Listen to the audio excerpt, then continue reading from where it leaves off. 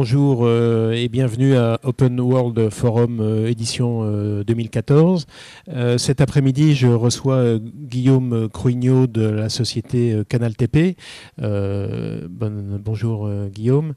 Alors, Canal TP, tout le monde ne connaît pas, donc pour simplifier, puis vous compléterez. En gros, c'est la filiale numérique du groupe Keolis, qui est une entité qui gravite dans le groupe SNCF et donc impliquée dans le transport. Donc, est-ce que vous pouvez nous en dire un petit peu plus sur Canal TP ? Oui, c'est exactement ça. Alors, nous sommes effectivement la filiale numérique. On est une société en forte croissance. On va faire cette année environ 10 millions d'euros de chiffre d'affaires. On sera 90 collaborateurs, une centaine probablement dans quelques mois. Nous sommes spécialisés dans les systèmes d'information voyageurs, c'est-à-dire que nous développons des sites web mobiles, des applications mobiles qui donnent de la recherche d'itinéraires, de l'information en temps réel, tous les services dont ont besoin des voyageurs pour voyager efficacement dans la ville et sur les territoires au quotidien, la mobilité du quotidien. Voilà. Alors, vous n'êtes pas né dans le logiciel libre dès le début. Vous avez commencé par faire du propriétaire et puis vous avez peut-être été touché par la grâce et vous vous êtes ouvert. Donc finalement, pourquoi vous avez évolué vers le logiciel libre et quels avantages vous y voyez ?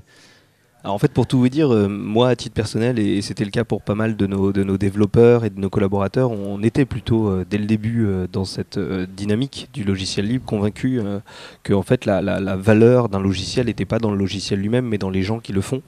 C'est d'ailleurs pour ça que chez Canal TP, même quand c'était dans un modèle propriétaire, les revenus, le business model n'a jamais été fondé sur la vente de licences. C'était toujours sur la rémunération au titre d'un service qui était fourni sous forme d'abonnement à l'utilisation de nos applications.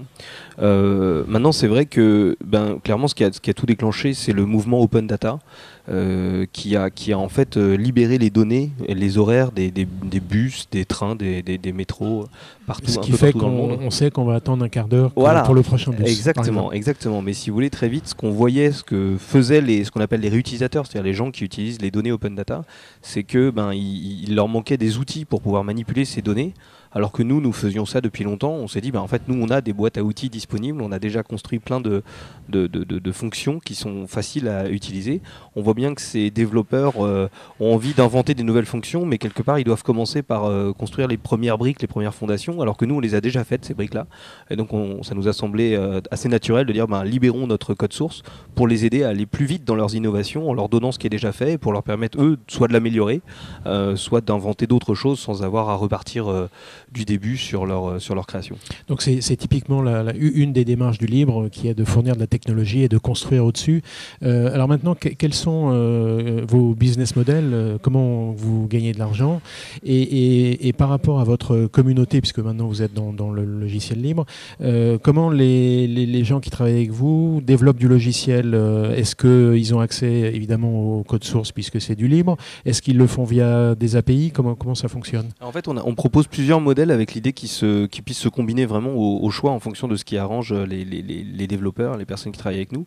Concrètement, on a un modèle qui est de proposer un accès en open source et open API. Donc les développeurs peuvent choisir soit d'utiliser notre API, ce qui leur permet de ne pas avoir à se préoccuper de ce qu'on appelle sourcer la donnée. Ils se connectent sur notre API et nous on a fait le travail de mettre à jour les données, d'héberger la technologie, de la maintenir et de la garder à jour. S'ils veulent faire les choses eux-mêmes, ils peuvent prendre la technologie open source, prendre les données qui sont disponibles en open data et construire eux-mêmes leur service. Donc c'est vraiment open, sachant qu'ils peuvent finalement un peu combiner un peu des deux en disant ça je le fais moi-même, ça par contre je requête l'API. C'est vraiment un modèle très ouvert. Alors nos business models, très simplement, c'est qu'en fait, on est un fournisseur de services en B2B. Donc très concrètement, on vend nos prestations et nos services à des gens qui veulent diffuser de l'information sous leur propre marque, puisqu'en fait, notre marque n'a pas vocation à être connue. Elle motorise en quelque sorte les projets et les applications de nos clients qui les diffusent sous leur propre marque. Mais alors justement, puisque vous parlez de propre marque, est-ce que vous pouvez citer une ou deux réalisations significatives ? Oui, tout à fait. Alors en Ile-de-France, c'est nous qui motorisons le moteur du STIF qui s'appelle vianavigo.com et qui va être utilisé dans les nouvelles versions des sites RATP, qui est déjà utilisé dans le site transilien.com, dans le site vianavigo.com, qui est le projet officiel de la région Ile-de-France. Nos technos motorisent aussi toute l'information temps réel SNCF, avec par exemple le service Infoligne ou SNCF Direct, et puis un grand nombre de réseaux de transport urbain un peu partout en France, et puis bientôt aussi, je l'espère, dans le monde. Donc, par exemple, Transpôle à Lille, TCL à Lyon.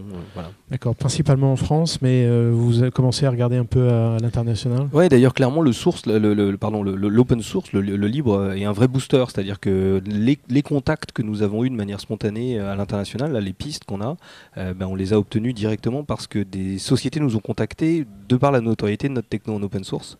Donc, on voit que c'est vraiment un inducteur de contacts et j'espère de business bientôt pour nous développer et nous exporter plus rapidement à l'international. Bien, écoutez, je vous propose qu'on en reste là. Guillaume Crugnot, merci beaucoup. Merci beaucoup. Merci.